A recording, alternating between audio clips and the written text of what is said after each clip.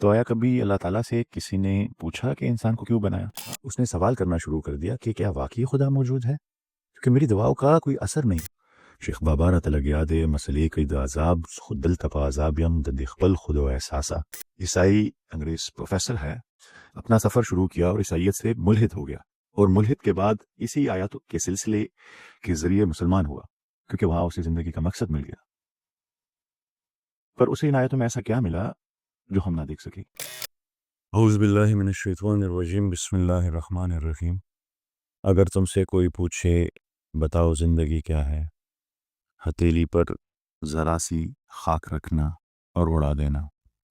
ہم سب جانتے ہیں کہ زندگی کتنی عارضی اور اس سے جڑی ہوئی ہر چیز کتنی عارضی ہے، پر کبھی آپ نے اس بات پر غور کیا کہ اس عارضی زندگی کا مقصد کیا ہے؟ ہمارے نظام تعلیم کا سب سے بڑا المیہ یہ ہے کہ ہم علم حاصل کرتے ہیں، ہم ڈگریاں حاصل کرتے ہیں، ہم سیاسی اور سماجی ڈھانچوں کو سمجھتے ہیں، مگر ہم اس بنیادی سوال کا جواب دینے سے قاصر ہے کہ زندگی کا مقصد کیا ہے۔ ہمارا نظام تعلیم ہمیں یہ نہیں سکھاتا کہ ہم کہاں سے آئے ہیں اور ہم یہاں کیوں بھیجے گئے ہیں اور آخرکار ہمیں کہاں جانا ہے۔ آج ہم بطور معاشرہ اس بنیادی شعور سے محروم ہیں، اور نتیجہ یہ ہے کہ ہم پڑھے لکھے جاہل پیدا کر رہے ہیں۔ مولانا رومی نے ہم جیسے ذہنی قید میں مبتلا لوگوں کو جھنجھوڑتے ہوئے کہا تھا، باوسعت ارض اللہ برحبس چچسیری، کہ اگر اللہ کی زمین اتنی وسیع ہے تو تم ایک قید خانے میں کیوں بیٹھے ہوئے ہو؟ یا دوسرے لفظوں میں، آپ ایک ایسے قید خانے میں ہیں جس کا دروازہ کھلا ہوا ہے اور اس کے باہر ایک وسیع اور زمین ہے، مگر آپ پھر بھی اس قید خانے میں رہنا پسند کرتی ہیں۔ اہل دانش نے ہر دور میں ان سوالات کا کہ زندگی کا مقصد کیا ہے کا جواب ڈھونڈنے کی کوشش کی۔ علامہ اقبال نے اپنی نظم خضر میں فرمایا اور یہی سوال پوچھا کہ زندگی کا راز کیا ہے، سلطنت کیا چیز ہے۔ غنی خان بابا نے بھی اسی سوال کی تلاش میں مذہب اور فلسفے کو سمجھنے کی کوشش کی اور کہا، گر پیران میں ٹنگولی مذہبنا لٹولی چرتا ٹکے رنا نشتا بس کے سو پسی کسا موٹی خاورے نہ جوڑ شوے موٹی خاورے بجوڑے گم زدے ولی جوڑا ولم ساجت ہو ددیسا۔ مٹی سے بنا ہوا انسان ہوں، مٹی ہو جاؤں گا میں، مجھے کیوں بنایا، میرے بنانے کا مقصد کیا تھا؟ غرض یہ کہ جان کیٹس، ولیم ورڈزورتھ، سقراط، افلاطون، ارسطو تمام اسی سوال کی جواب کی تلاش میں رہے۔ ارسطو نے اپنے ذہن کے مطابق زندگی کا مقصد یوڈیمونیا کو قرار دیا، جو ایک یونانی اصطلاح ہے جس کا مطلب ہے حقیقی خوشحالی یا خوشی۔ پر ایک عام انسان کے لیے حقیقی خوشی کیا ہے؟ گھر، دولت، پیسہ، محبت، مگر یہ تمام چیزیں بھی تو عارضی ہیں۔ قمر جلال آبادی صاحب نے ایسے لوگوں کو جو ان چیزوں کو زندگی کا مقصد سمجھتے ہیں ایک خوبصورت نظم میں بہترین جواب دیا۔ وہ کہتے ہیں کہ کر لوں گا جمع دولت و زر، اس کے بعد کیا؟ لے لوں گا شاندار سا گھر، اس کے بعد کیا؟ میں کی طلب جو ہوگی تو بن جاؤں گا میں رند، کر لوں گا میں قدوں کا سفر، اس کے بعد کیا؟ ہوگا جو شوق حسن سے رازوں نیاز کا، کر لوں گا گیسوؤں میں سحر، اس کے بعد کیا؟ ایک روز موت زیست کا در کھٹکھٹائے گی، بجھ جائے گا چراغ قمر، اس کے بعد کیا؟ اٹھی تھی خاک خاک سے اسی میں مل گئی، پھر اس کے بعد کس کو خبر، اس کے بعد کیا؟ اس کے بعد کیا؟ اب تک کے تجزیے سے آپ کو یہ اندازہ تو ہو گیا ہوگا کہ انسانی علم اپنی تمام تر قیاس آرائیوں کے باوجود اس سوال کا جواب نہیں ڈھونڈ پایا۔ آپ جانتے ہوں گے کہ اس دنیا میں دو طرح کا علم ہے، ایک وہ جو انسان اپنی تگ و دو سے حاصل کرتا ہے جسے ایکوائرڈ نالج کہتے ہیں، اور ایک وہ جو اللہ تعالیٰ کی طرف سے نازل ہوا جسے ریویل نالج کہتے ہیں۔ اب جب کسی سوال کا جواب آپ کو ایکوائرڈ نالج میں نہ ملے تو آپ ریویل نالج کا رخ کرتے ہیں۔ تو آیا کبھی اللہ تعالیٰ سے کسی نے پوچھا کہ انسان کو کیوں بنایا؟ یہ سیریز جو ہم نے شروع کی ہے یہ غور و فکر کے نام سے ہے، اور یہ آج اس کی پہلی کڑی تھی۔ دوسری کڑی میں جب ہم ملیں گے تو ہم اس سوال کو ریویل نالج میں تلاش کریں گے کہ زندگی کا مقصد کیا ہے۔ اب سب سے یہ گزارش ہے کہ اس سفر میں ہمارے ساتھی بنیں تاکہ ہم ان بنیادی سوالات کو، زندگی کے مقصد کو سمجھ سکیں۔ جہاں میں اضطراب ہے، نہیں نہیں، جہاں ہی اضطراب ہے، ہزار ہا کواکب و نجوم ہائے کہکشاں، ہزار ہا کواکب و نجوم ہائے کہکشاں سے ایٹموں کی کھوک تک مدار در مدار ہر وجود بے قرار ہے، جہاں میں اضطراب ہے۔ یہ اشعار اس اضطراب، اس اندرونی بے چینی، اس اندرونی بے قراری کی طرف اشارہ کرتی ہے جو ہر ذی شعور اور ذی عقل انسان اپنی زندگی کے مقصد کو بھولنے یا اس سے بھٹکنے کے بعد محسوس کرتا ہے، بلکہ اس اضطراب کو ہر انسان محسوس کرتا ہے، مگر زیادہ تر لوگ اس اضطراب، اس بے چینی کو دنیا کے رنگ محل، زندگی کے تگ و دو اور سوشل میڈیا اور موبائل کے ان گنت سکرولنگ کے من و بوجھ تلے دبا دیتے ہیں۔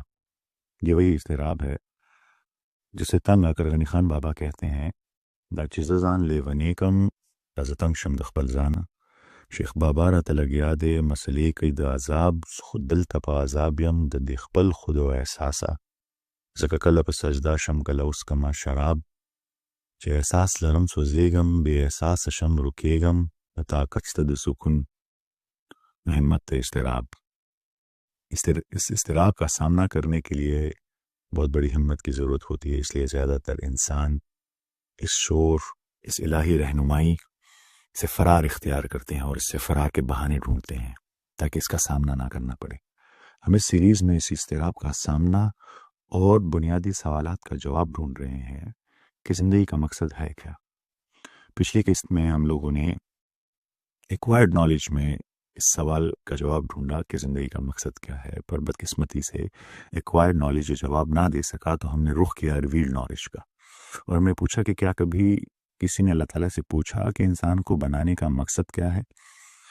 آپ اگر اپنے پاس اپنے گھر میں پڑے ہوئے ریویلڈ نالج کے سب سے بڑے نسخے اور سب سے عظیم کتاب قرآن شریف کو اٹھائیں اور اس کے کچھ ہی صفحوں کو پلٹیں تو آپ کو سورہ بقرہ کی 30 نمبر آیت میں اللہ تعالیٰ اور فرشتوں کے درمیان ایک انتہائی خوبصورت مکالمہ ملے گا، جس میں اللہ تعالیٰ فرماتے ہیں بسم اللہ الرحمن الرحیم وَإِذْ قَالَ رَبُّكَ لِلْمَلَائِكَةِ إِنِّي جَاعِلٌ فِي الْأَرْضِ خلیفہ، جب اللہ تعالیٰ نے فرشتوں سے کہا کہ میں زمین پر اپنا خلیفہ یا نائب مقرر کرنے والا ہوں، تو وہ فرشتے جو عام طور پر اللہ تعالیٰ کا کوئی بھی حکم بجا لانے میں پلک جھپکنے کی بھی دیر نہیں کرتے، انہوں نے کہا قالوا وَتَجْعَلُ فِيهَا مَن يُفْسِدُ فِيهَا وَيَسْفِكُ الدِّمَاءَ وَنَحْنُ نُسَبِّحُ بِحَمْدِكَ وَنُقَدِّسُ لَكَ، کہ اللہ تعالیٰ آپ بنا رہے ہیں جو زمین پر فساد کرے گا اور خون بہائے گا، اور آپ کی بڑائی، آپ کی حمد و ثنا اور آپ کی تقدیس بیان کرنے کے لیے ہم ہیں۔ ہم میں سے کوئی بھی، ہم جیسا کوئی بھی انسان فرشتوں جتنی عبادت نہیں کر سکتا۔ تو فرشتوں نے اللہ تعالیٰ سے پوچھا کہ انسان کو بنانے کا مقصد کیا ہے، تو اللہ تعالیٰ جواب میں کیا کہتے ہیں؟ قَالَ إِنِّي أَعْلَمُ مَا لَا تَعْلَمُونَ، مجھے جو معلوم ہے وہ آپ کو نہیں معلوم۔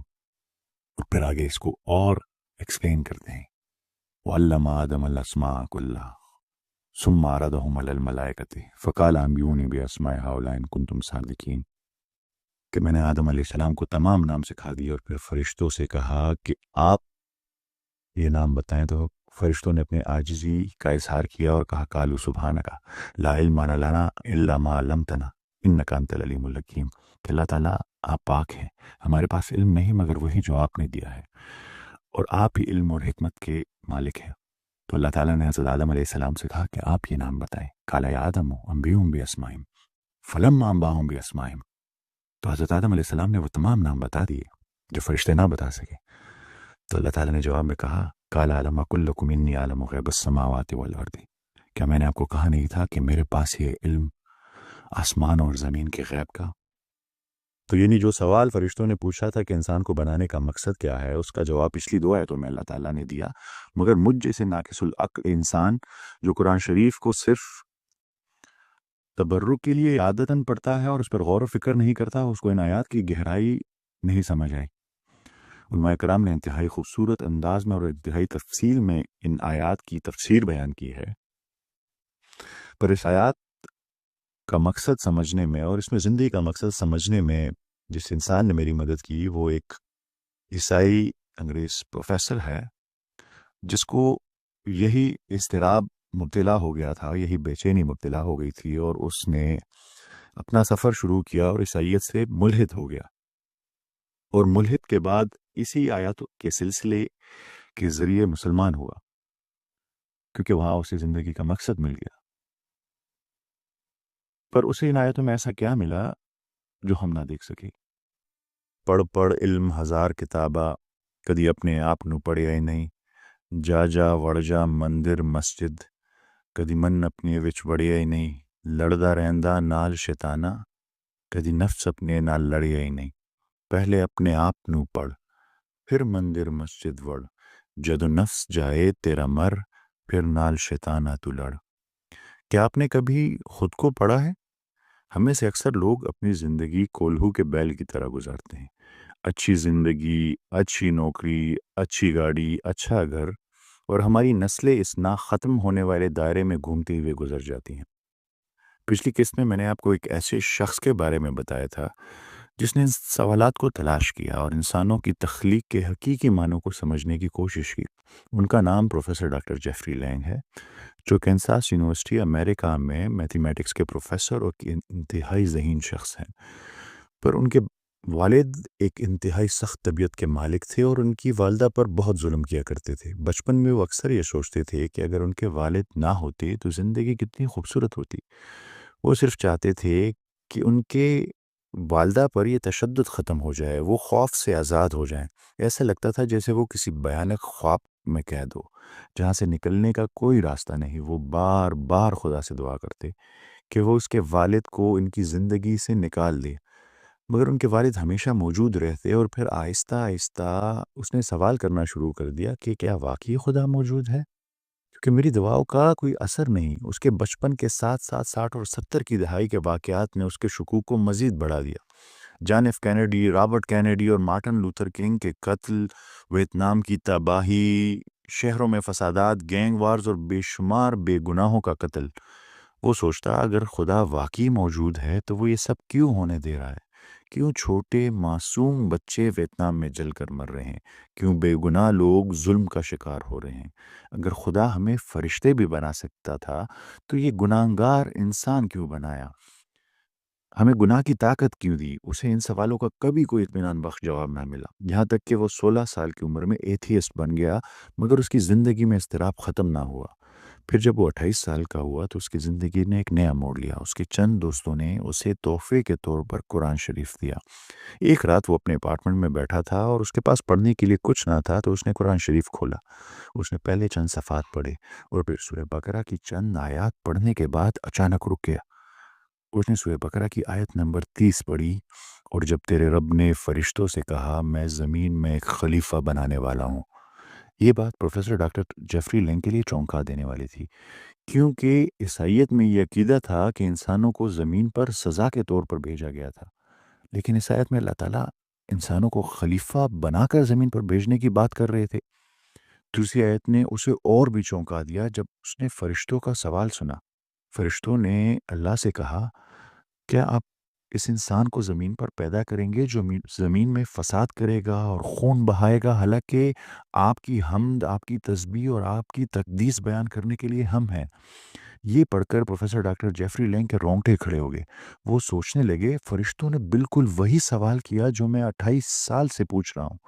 ایسا انسان کیوں پیدا کیا جو زمین پر ظلم و ستم پھیلائے؟